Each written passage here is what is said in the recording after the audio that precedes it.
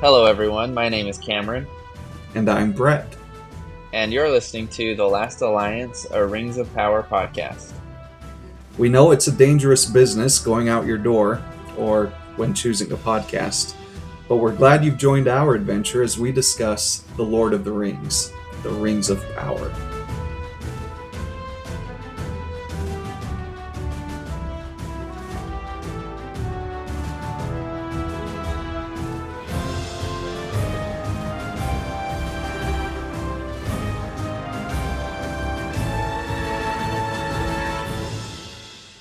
And so it begins. Welcome back, everyone, to The Last Alliance. We're thrilled to share this Season 2 preview with you. A lot has happened since our last episode. We've got about 40 minutes of trailer and teaser and promo videos released by Amazon Prime for Season 2. So we're excited to jump in and discuss what we've learned from those and offer some of our bold predictions as we finally get ready for Season 2. Cameron, we are days away, like 3 working days away from Season 2. If you can get through 3 work days, you'll make it. And then we pull an all-nighter because they're releasing 3 episodes the first night, which is nuts, but pretty exciting as well. And we will be up all night watching those and recording our instant reaction episode just for all of you, because we know how much this means to you. Shout out to all of our listeners around the world. We see you, and we are grateful for you. But yeah, pretty impressed, honestly. Well, impressed, excited, but also hoping that they don't end up giving away the whole season with how much content they've released so far. They've released quite a bit, and there's a lot to look forward to. They have. If you've missed any of it and want to see more official footage that's come out, we have tremendous news. The Last Alliance podcast is on Instagram. Go check out at Last Alliance Podcast. Follow us. Send us an IM. You'll see story highlights that include every single promo video for Season 2 that has been released by Amazon Prime. We'd highly encourage you to go take a look at all of that. And we've compiled it again as a gift in the spirit of the sharer of gifts that we'll be seeing plenty of this season. Go take a look. There's links to some of the songs that have been released that we'll get to see, including the last ballad of Damrod, the ginormous troll, and a real shift in the music genre for Middle-earth. Which I guess already tells you that he's either going into retirement or into the grave. So I hope he finds a nice cozy cottage he can set himself down and enjoy his harp or something. I don't think that's how trolls do things, but we'll see. We'll see. Maybe I'll be surprised. We'd also encourage you, those that listen on Spotify, there's a comment section. Please send your comments our way, good or bad. We'd love to read them and share them on air. We'll feature some poll questions with each episode going forward. You can also reach us at lastalliancepodcast@gmail.com. And just as a friendly PSA for everyone, the season will begin Thursday, August 29th at 12 a.m. Eastern Time, which means you stay up Wednesday night if you're in the United States, and you're watching it at 9 p.m. on the West Coast on Wednesday the 28th. Cameron pointed out we need to make sure that we're not a day late. Luckily, we're never late. We arrive precisely when we need to. When we mean to, exactly. Yeah, I had that random thought. I was like, we better double check that. So good thing we did. But yeah, I like the polls on Spotify. Obviously, Spotify as well as Apple Podcasts. You can leave comments. So whatever platform you're listening on, leave a comment. We'll read it. We'll react to it. And same goes for the Instagram page or wherever you might be interacting with us. But we'll go ahead and dive into what we want to talk about for what we have seen from the trailers so far since our last recording. Kind of wanted to have the the layout of today's discussion be kind of like from what we have seen, what are we most looking forward to? What are we dreading about season 2? What do we hope to see that maybe hasn't been confirmed yet? And then if we have any big predictions for what's going to happen in season 2. So, Brett, you want to start us out? Let's do it. So this season is all about Sauron, and we've heard that from the showrunners, we've heard it from the actors, and we see it in the trailer. And Sauron gets around in season 2. We know from the videos that we're going to see him and Adar both as a 1,000-year flashback and current day interactions. We know that he's going to be interacting with Celebrimbor, both as Halbrand and in his Anatar form. We know that he's going to make his way to Khazad-dûm even. We see shots of him in Dwarven Land with Disa and Durin in the background. And ultimately, what looks like a final shot of a potential final shot of the season, our first glimpse of Sauron dueling with a sword. Since really the prologue of Fellowship of the Ring, he and Galadriel squaring up 1v1. Looks like Galadriel's gonna get roasted yet again. And so, Stilson, as we talk about these interactions with Sauron and this Anatar form that he takes, what are you most excited about? Well, I think that they did a pretty good job. From what I can tell in the previews, it seems like the person playing Sauron does a really good job of differentiating between a Halbrand character and an Anatar character. Not only with the pointy ears and the fair complexion and the long hair, but also in just how he acts. He acts like, a normal man of the Southlands with Halbrand to me, and he acts like a, arrogant elf in the Anatar depiction. Do you get an arrogant vibe from him? I guess more confident than arrogance, but just like I know what I'm doing, don't question me, kind of a thing, It's like our work starts now. Let's get going. Yeah. And so I think that that's a good thing. I also really like the fact that there is a flashback confirmed. Yes. And it gives me hope that they might try to, in some way, but probably not. This is something that I'm hoping for.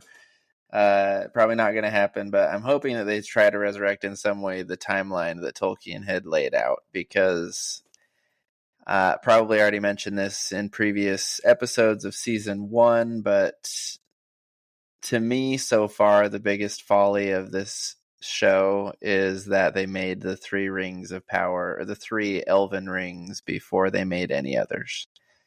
And it's not a stake in the heart by any means. I think that they can find a creative way to make it, still suspenseful, but the way it was written by Tolkien, with those being created last, definitely tie more into the story as it is than what they're doing right now.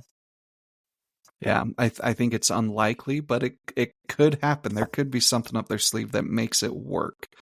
We shall see. I am really excited to see the interactions with Adar, both the flashback and the current day, where it looks like he's been captured by the orcs. And you mean Sauron has been captured by the orcs, right? Right. Not Adar. Yeah. Right. Sauron's been captured, and I'm curious to see how he worms his way out of that.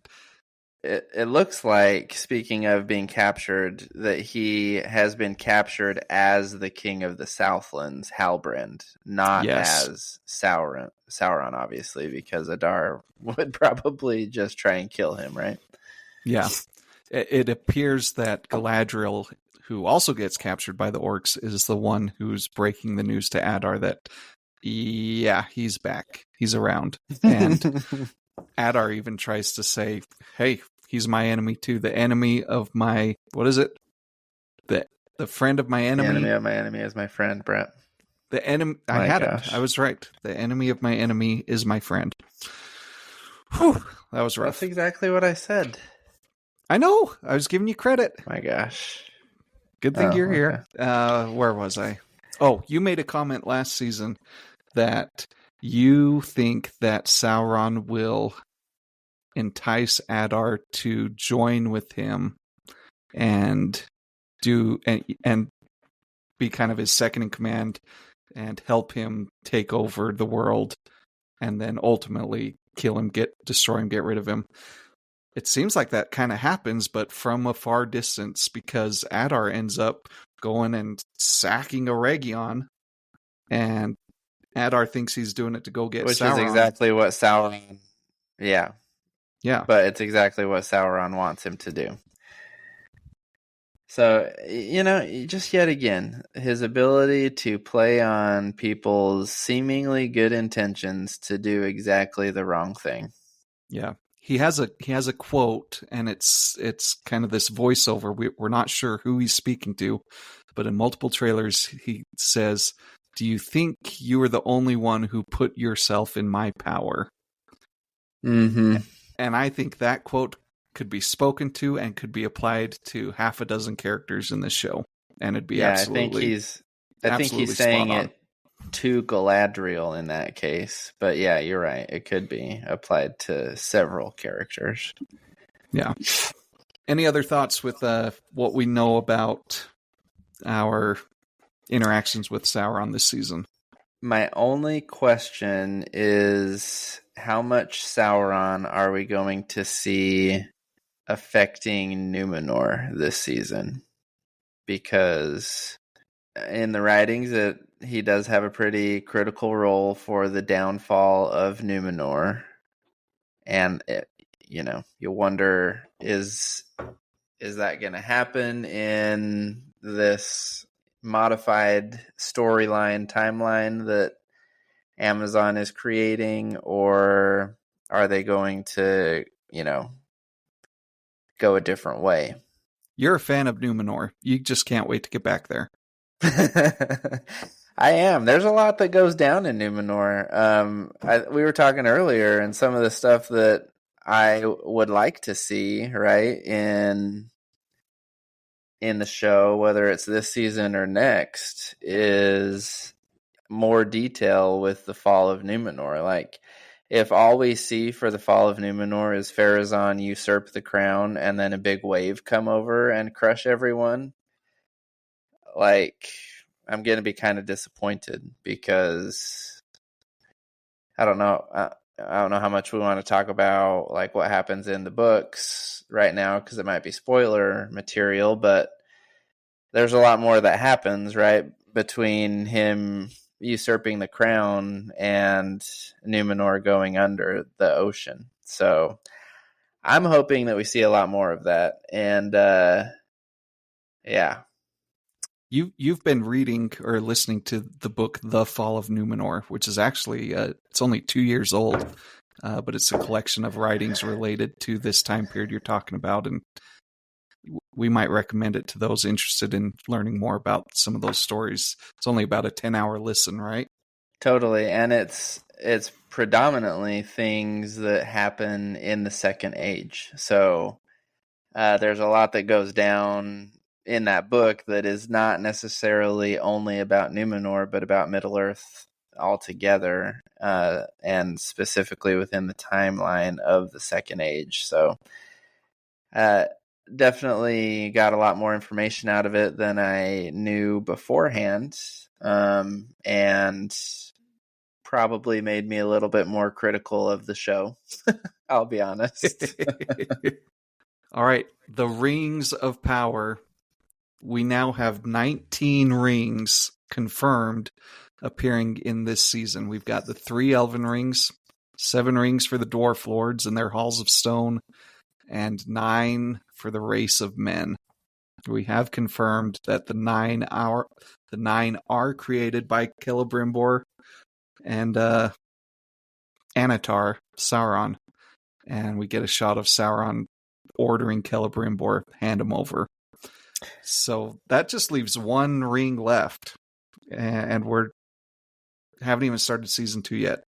Yeah, so do you think that we're going to get the One Ring created by the end of this season? I don't think so. No, I think next season. I am thinking the One Ring will be created at the end of season 4. Whoa, that is far. And then season 5, the last season, will be all about what Sauron does with the One Ring. And I was going to say the end of season 3. It is going to be a season finale type thing, I feel like, but you could be right. Season 4 maybe it. It all depends on where they're going to end this thing, right? Are they going to end it with the battle where Sauron gets his hand chopped off? Or are they going to end it, in the here's what happened in the next few hundred years or whatever? Right. I don't know. So yeah, I think that one's still on the table for a little while, but the rings we do have, so we'll start with the 3 elven rings. We see that those rings make their way back to Lindon by way of Elrond, and he and Celebrimbor kind of have a little standoff. Celebrimbor wants the rings, wants to use them now. Elrond staunchly says, no way, there is no good that can come from using these rings. And he jumps Pocahontas style off the cliff for the good of Middle-earth. And that's all we know so far. We do know from shots that the rings eventually do make their way back into the ring bearer's hands, who we can talk about, and we should talk about. Yeah, but, speaking of one of your favorite characters, right? Círdan. That's right. What do you hope to see from him this season?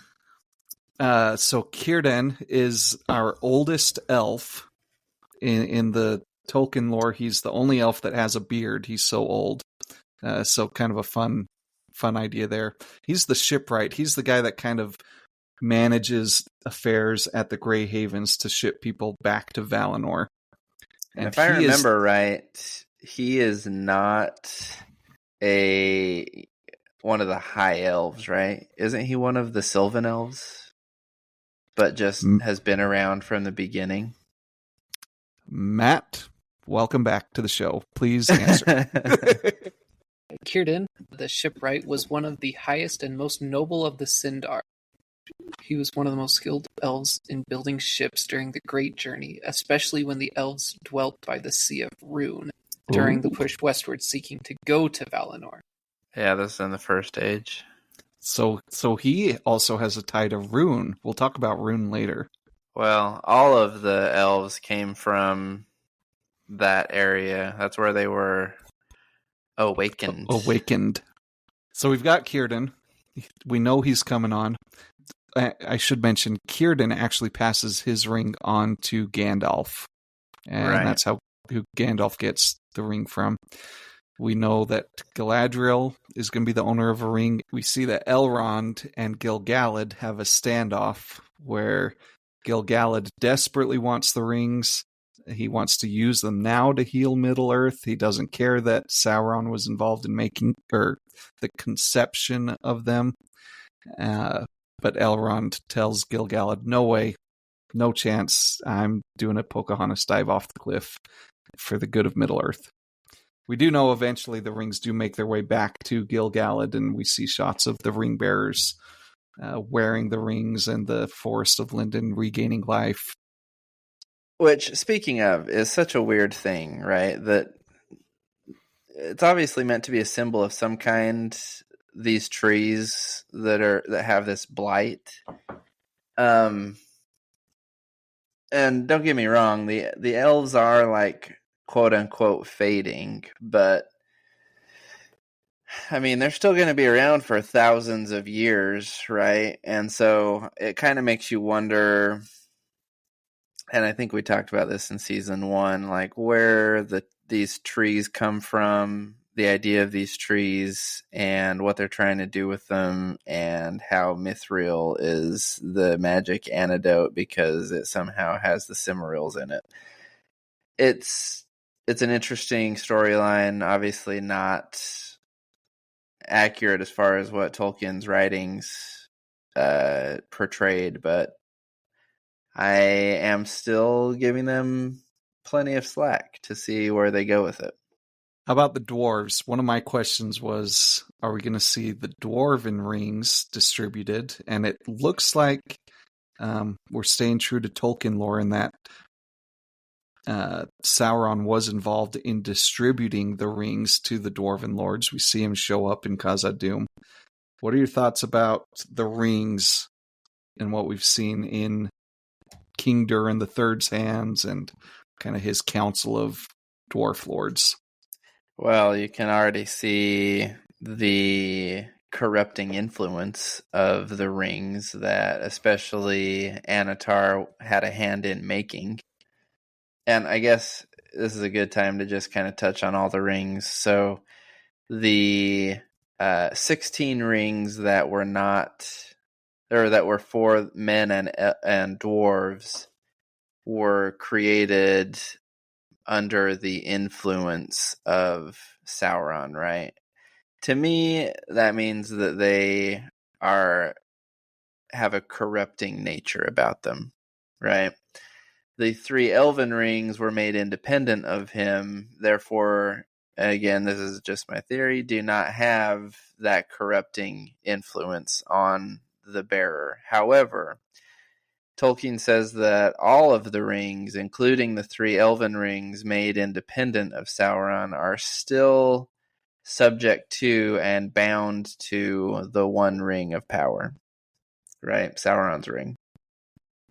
So, just to, I guess, to clearly differentiate between like why the dwarven and rings of men are in one category and these 3 elven rings are in a different category. The trailers and promo videos have really leaned into this tagline of darkness will bind them, again coming from the poem of the One Ring, that in the darkness the one ring will bind all the others. And it's got me thinking that really this show, in all 5 seasons, if we get there, it does not end well for anyone. This is a really unique show in that there's not a happy ending for anyone. And one of the things I'm hoping to see, especially as we start to see the power of these rings, is what does it look like when some of our favorite characters and lovable characters really get corrupted by pure evil? And what does their fate look like? And I hope the show really leans into that and doesn't try to put on a sunshine and rainbows type of twist to any of these characters, because I can't think of anyone that has a happy ending. Speaking of, let's talk about your thoughts and predictions with regards to Durin Jr. and Disa. Okay, this is it. This is one of my bold predictions. I'm looking into the Palantiri, and I'm going to stand by this prediction. I predict that we do see that King Durin III has a ring. We see that his son, Durin IV, tells him, take off the ring. I predict that by the end of the season, King Durin III dies, perhaps by nefarious causes, by one Disa, and that Disa plots to become the owner of one of the 7 dwarven rings. Bold prediction. I can get behind it, though, because my prediction is that the friendship with Durin and Elrond is actually going to endure. I think Durin is going to fight.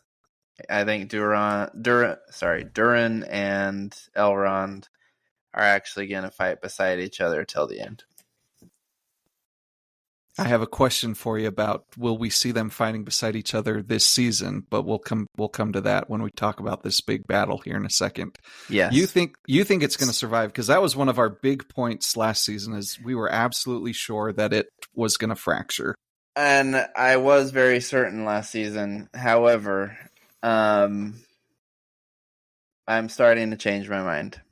Especially if Disa, which I think you have a point with, especially if Disa goes rogue and gets corrupted.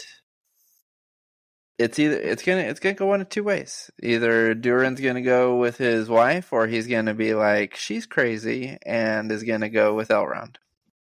Quite the love triangle we've got going on. Yeah. See, and I would love, typical movie, typical theater says, yep, let's hold out for the good guys. Let's have a good ending.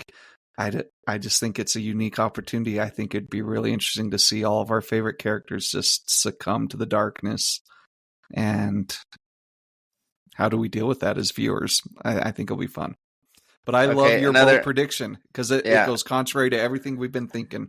And I've been the biggest advocate for that theory that it's going to end in flames between the two. And it very well could. I'm just saying that's going to be my little shot in the dark. My twist to the story, I guess, for bold predictions. Let me ask you this question. So typically after the fall of Eregion, Elrond and his forces and ends up establishing Rivendell. Are we going to see that this season, next season at all? I think where we end this season is the end of the devastating battle at Eregion, and I think we see a homeless, despondent Elrond with nothing, nowhere to go, nothing to do, and I think we start off season 3 with vagabond Elrond and his crew running away, essentially. You do have a good point. The Battle of Eregion will be a great finale. While we're talking about rings, I wanted to mention real fast the 9 rings of men. Do you think we see anything to do with those 9 rings other than Sauron escaping with Celebrimbor and the 9 rings?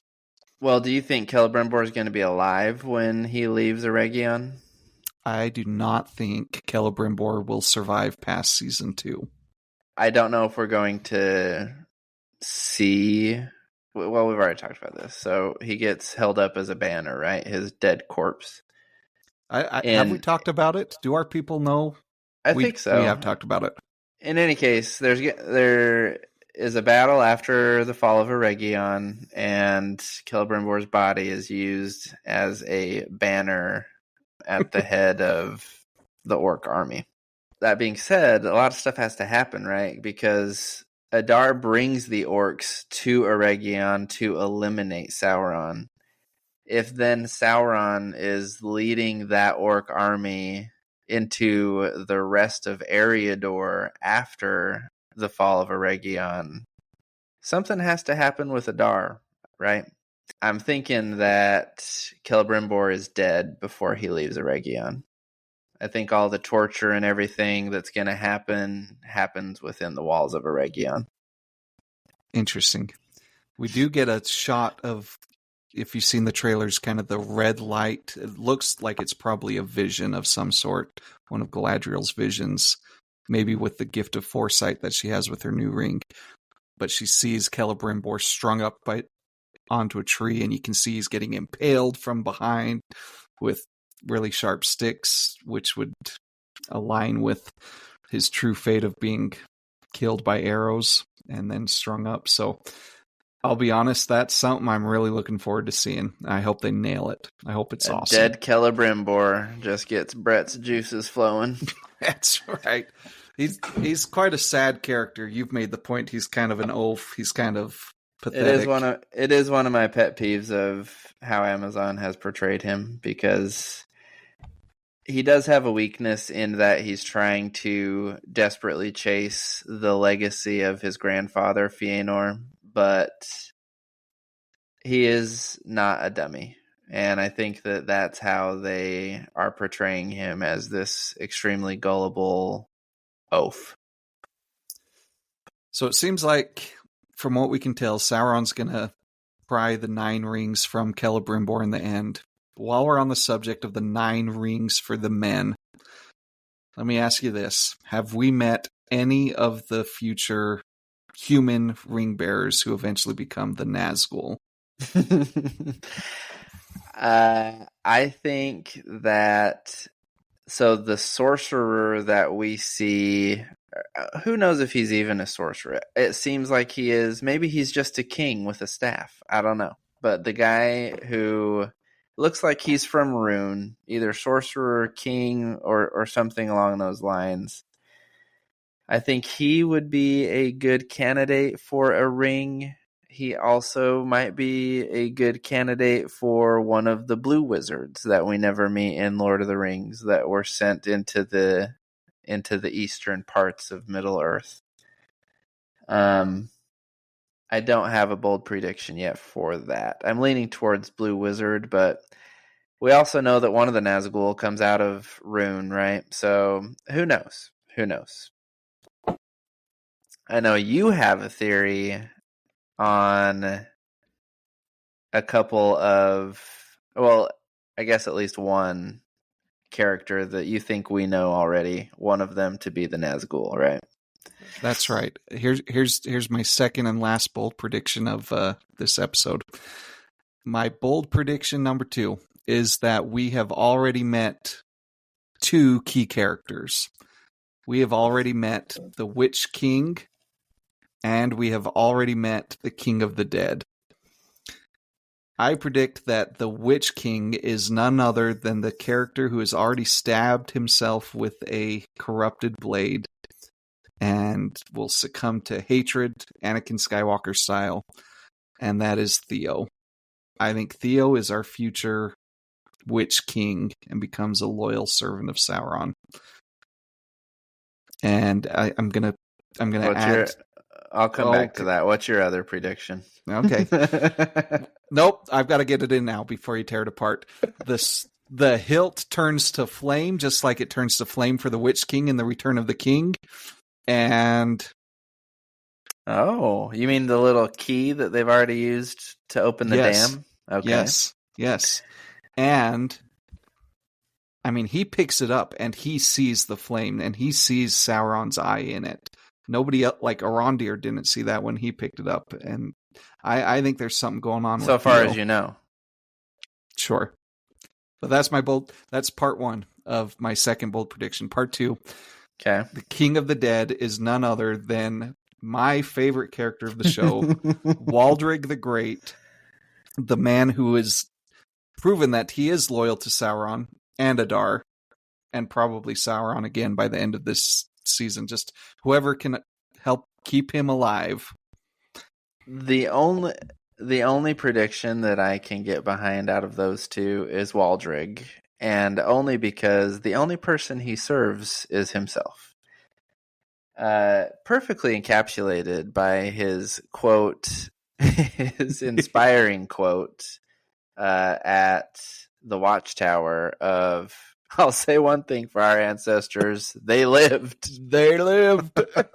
Which still is the most inspiring speech of the show. Talk about things that we're hoping to see. Some upgraded speeches. Yeah, at least in the Southlands, it is the most inspiring speech. I will agree. So I can see Waldrig being King of the Dead. Maybe they're going to have some redemption story where he, breaks off from Sauron, but ultimately is too weak to actually fight alongside the Numenorians and the elves and seeks further self-preservation by avoiding that battle. I can see that. The one I cannot get behind, though, is Theo being a Nazgul, especially if you're trying to say that he is going to be the Witch King. I just don't see it happening, because the Witch King of Angmar is so much greater than any other Nazgul. And I think that he's going to be a pretty powerful sorcerer, honestly, as a man, before he even puts on a ring. Because a lot of the negative effects that the Nazgul experience, like daylight and things like that, he seems to be immune to. And I just don't think that Theo's going to be one of those. I don't think Theo's going to be like the biggest bad guy next to Sauron in Middle Earth. But I could be wrong. Who knows? You're not totally off base. That's why it's a bold prediction for me. We'll see what happens. Yeah. If I may interject my own bold prediction on this topic, you may. I predict that Kemen, the son of Pharazôn, will also become a ring wraith. We do know that, well, per the Tolkien tradition, that 3 of the Nazgul are Numenorians, right? So very possible, probable even. That's a good point, Matt, and that brings me to something I've been thinking a lot about. There are so many characters in the Tolkien universe in this second age, and so many creatures. We haven't even talked about the different characters and creatures we hope we'll see, that all of these kind of new random characters like Kemen and Aarion and Disa and all of these others, it's like, what purpose are they going to serve? Surely it's going to be something big in the end. Ooh, is Aarion going to be a ring bearer? Yes. That's part 3 of my second bold prediction. That would be pretty epic. She escapes Numenor and ends up being a ring bearer. Wouldn't that be awesome? That would be something, for sure. But speaking about Numenor real quick, I think that prior to the beginning of this season, and especially prior to, as you mentioned, me reading this book, The Fall of Numenor, I thought that we would see the fall of Numenor in season 2, just because there was so much alluding to it in season 1 that I thought surely it's going to be a main event in season 2. However, I'm starting to think that there's just a lot of stuff that has to happen, or at least that I hope will happen in Numenor prior to its fall, that I think that it's going to actually happen in season 3. I'm afraid you're probably right, which is a real shame. I know you're eager to get back there, but we've got other people to deal with in yeah, Middle you want to Earth. know why, Brett? The best thing about Numenor, the best thing, you know, the is sandy beaches that Galadriel and Elendil ride their horses on. That's right. That you can buy that excursion through Carnival Cruises. No, it's the fact that there are no halflings on Numenor. Not worthy for a reason. Speaking of our favorite race, the Harfoots, let's visit Rune and find out what... Let me just mention, Poppy apparently somehow finds her way over there, which I know you're thrilled about. Of course she does. Who knows who's leading the rest of the gang, but... well, she got left behind, obviously. She went off trail. Yeah, she went off trail. But we do have Nori and the Stranger. What do we know and what do we not know about the Stranger? Unfortunately, I feel less confident that the Stranger is actually Gandalf. It's been this whole time and we still don't know for sure who he is, which is a shame. And you've made a big deal about the verbiage that the mystics have used, calling him the Istar. What are you thinking when you draw attention to the Istar specifically? Yeah, so when they realize that he is not Sauron, they say, he's not Sauron, he is the other. He is the Istar. Which to me says there is some knowledge out there that there is going to be a counter character to Lord Sauron sent to Middle Earth with a mission to go either against Sauron or not part of his mission, but some other counter character. We even have in one of the promo videos, again, you can look on our Instagram stories, the Rune marauders reporting to the dark wizard sorcerer that the Istar is stronger than we imagined. And I just think there's something going on in this land of Rune where somehow they know that there is a certain character coming to offset all that they've been doing to try and bring Sauron back into power. Now, I will say that I would be all in favor of him being a blue wizard and exploring that storyline since it is pretty much unwritten. However, with what I'll just repeat what I've already said in some of the season 1 episodes, I think that they have invoked too many Gandalfisms. Yes. I agree 100%. To not enrage the fans if they the were ones that aren't already upset. Yes. And that's where I am too. To be fair, Gandalf does not normally appear in Middle-earth until I think it's somewhere like 1,000 years after Sauron dies. Well, after his hand gets cut off. So it would be accurate with Tolkien's timeline, but when has Amazon cared about that? Matt, you had an interesting theory about what could happen to explain how he's here and then comes back again. Oh, yes. Yes. Okay. Let me just say, we sure appreciate Matt. He's our editor, and he has to listen to us even more than all of you do, because he has to take out all the mess ups. So thank you, Matt. You're the best. Yep. So in the Fellowship, Gandalf dies from the Balrog. But the thing is, Gandalf isn't a mortal spirit like men.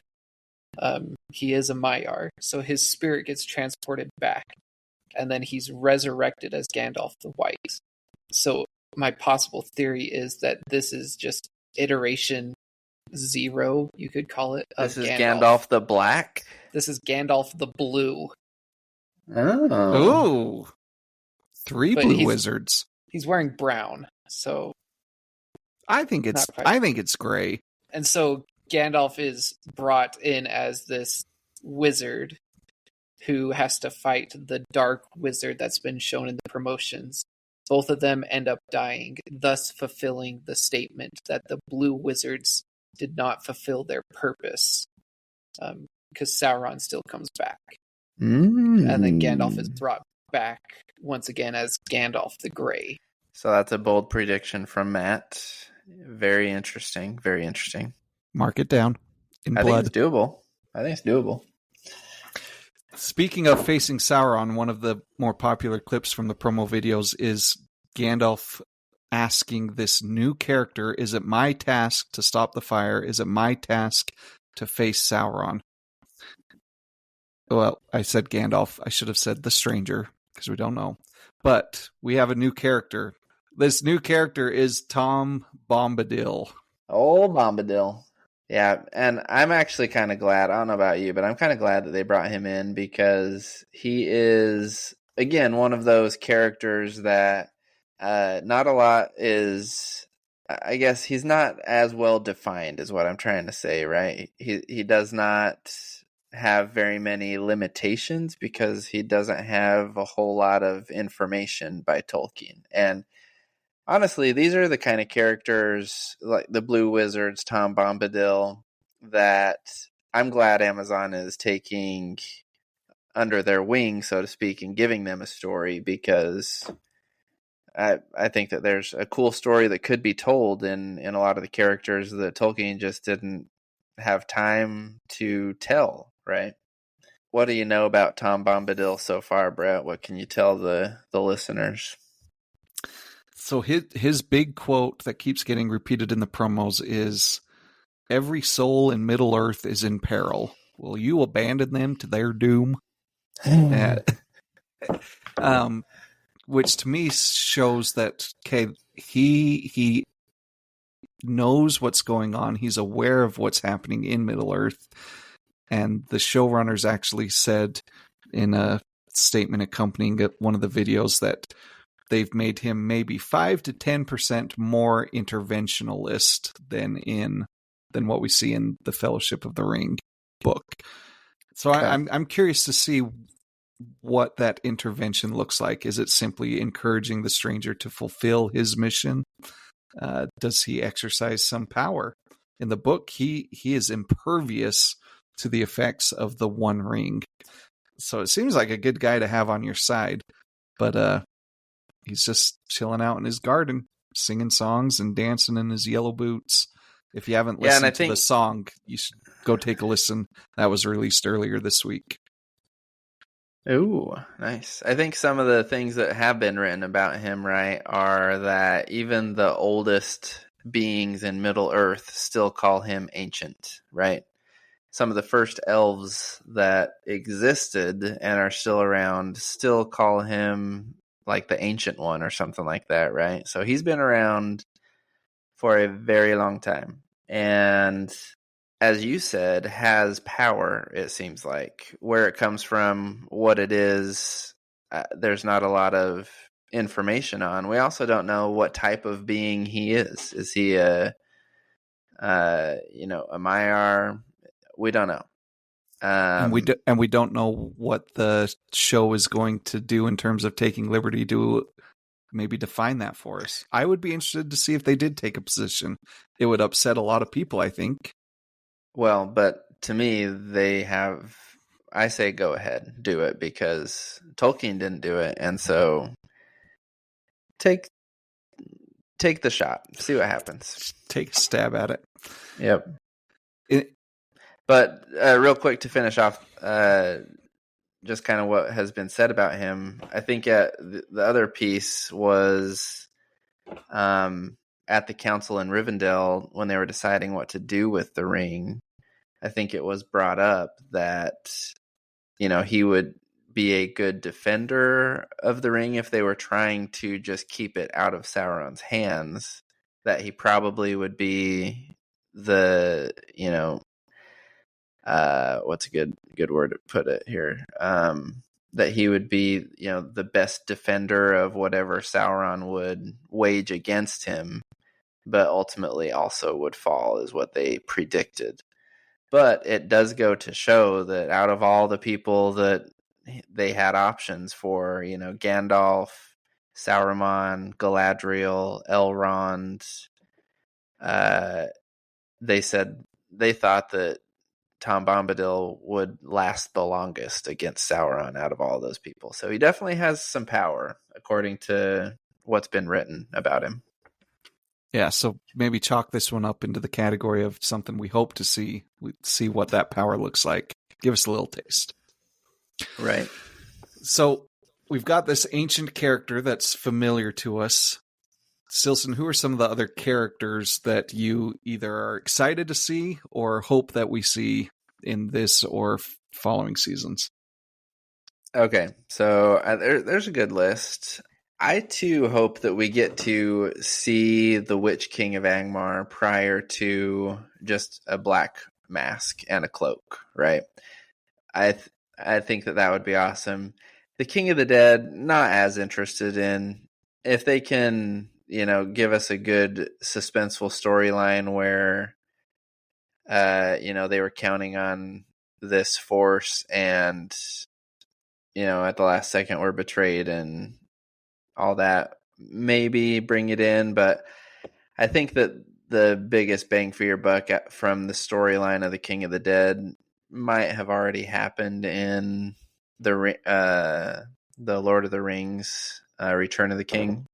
I am hoping that we get to see a couple of elves, though, this season. I'm hoping this season, honestly. One of them is Glorfindel, and we can talk about him if you want. Another one is Celeborn.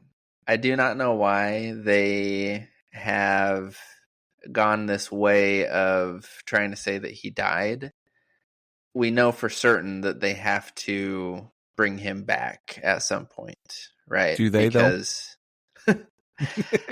I guess if they're not bound to the... You could say that they have to make the three rings last. They didn't do that. That's true too. So I guess Only joking, though. I hope they bring him back. I would think that they would have to bring him back since we see him in the Lord of the Rings movies, let alone in the writings, right?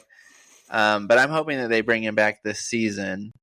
I just don't know why they took him out. He's a pretty significant character at this time, and they don't really portray it, but him and Galadriel are kind of the lord and lady of Eriador and Eregion at this time, even though it kind of paints the picture that Celeborn is the head honcho of Eregion. He is the chief smith, and takes care of Eregion when they go off into the forest. But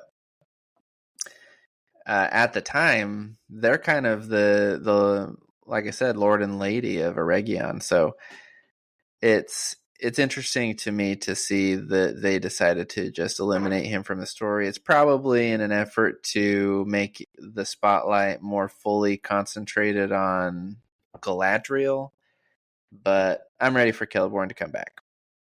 Very good. If we got a shot of female Ents, or as they're known, Entwives, and my question to you is, if there are Entwives, then why not bring back the oldest and the first Ent, which is Treebeard? Will we see Treebeard this season? I hope we do. Well, it kind of depends on how long is a long time for Treebeard, because he said he had not seen an Entwife in a very, very long time. So, depending on how time is relative to Treebeard, maybe we do, maybe we don't. I'm not sure. I think we will end up seeing what eventually made the Entwives go away and get lost from the Ents, especially the one line of dialogue where the Entwife says that forgiveness takes an age.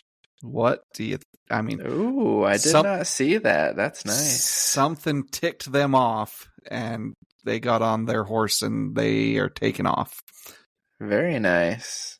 Okay, another character that I am hoping to see, and again, kind of in the same boat as Celeborn, wondering why we have not seen him, is Isildur's brother, Anarion, right? Like, yep. Where is he at, and why haven't we seen him yet?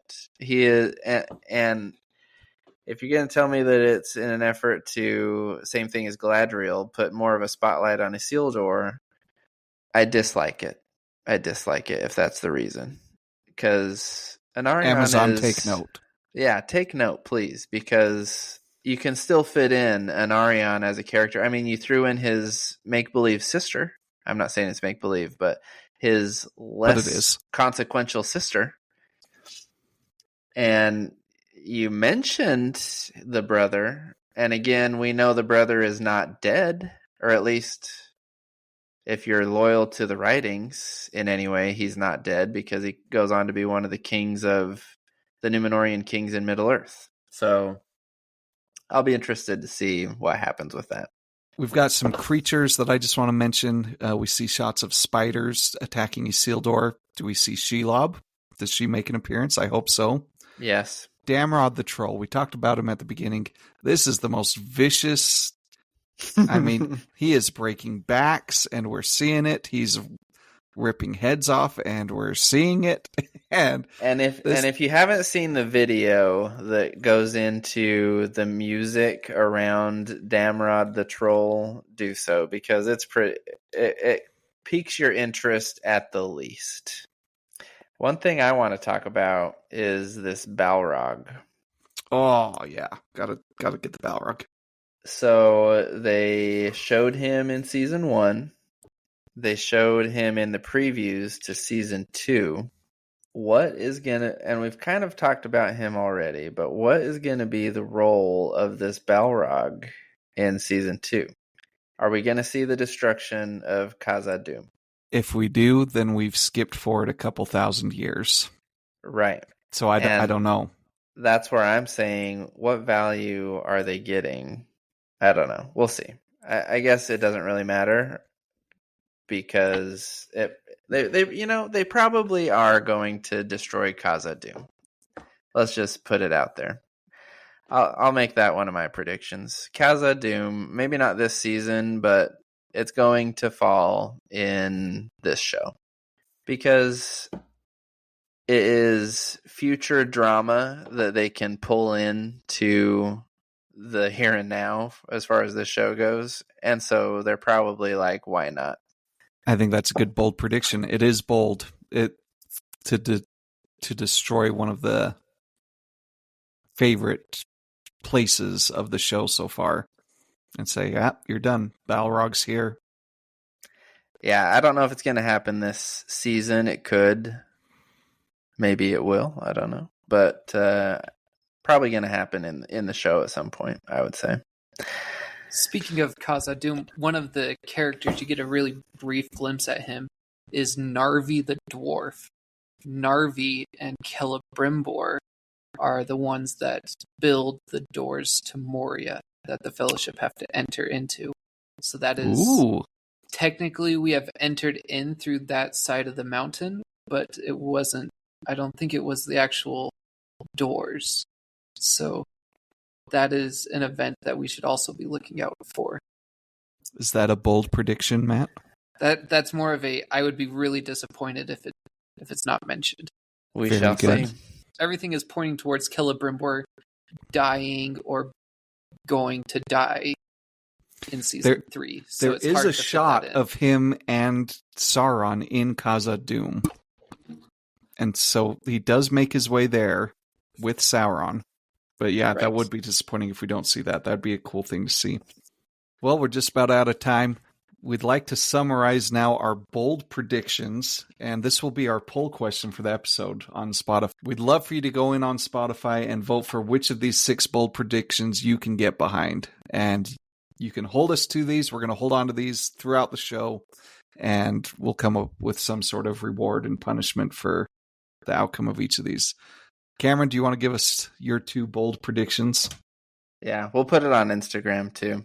Mine are that Durin and Elrond's friendship endures, and I am throwing out a guess. I don't know if it's going to happen this season, but throwing out a prediction that Isildur's sister that they made up, Arien, becomes a Nazgul. Very good. Very good. My bold predictions are that Disa, through regicide, becomes one of the Dwarven ring bearers.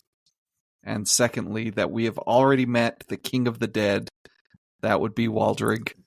And we have already met Mal the Magnificent, the Honorable. And we've also already met the Witch King, and that would be Theo.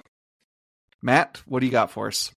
My 2 bold predictions are that 1, Kemen, the son of Pharazôn, actually turns into a Nazgul as well, due to the death of Arien.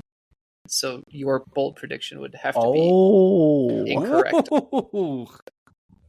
Then my second one is that the Stranger is actually the first iteration of Gandalf, and that the Stranger will be revealed as Gandalf, and then will die, and then will come back to life. Those are bold. So we've each picked a future Nazgul, and plus 1 other prediction. So yeah, like Cameron said, we'll throw this on Instagram. Go vote on Instagram, vote on Spotify, and if you've got any bold predictions for us, we'd love to hear them. Yeah, the only one I know is wrong is Theo ain't no Witch King. You can put that on my 3rd bold prediction. We shall see. We shall. All right, well, we'll end it there. If you guys have any comments, definitely tune in to the podcast and leave a comment. Also, feel free to leave a comment in either our email inbox or on the Instagram account. We're looking forward to interacting a little bit more with you guys. And looking forward to the beginning of season 2, which comes out in how long, Brett? 143 hours and 1 minute from recording. Hot dang. Let's go. We'll see you all next week for season 2, episodes 1, 2, and 3, Instant Reaction here on The Last Alliance.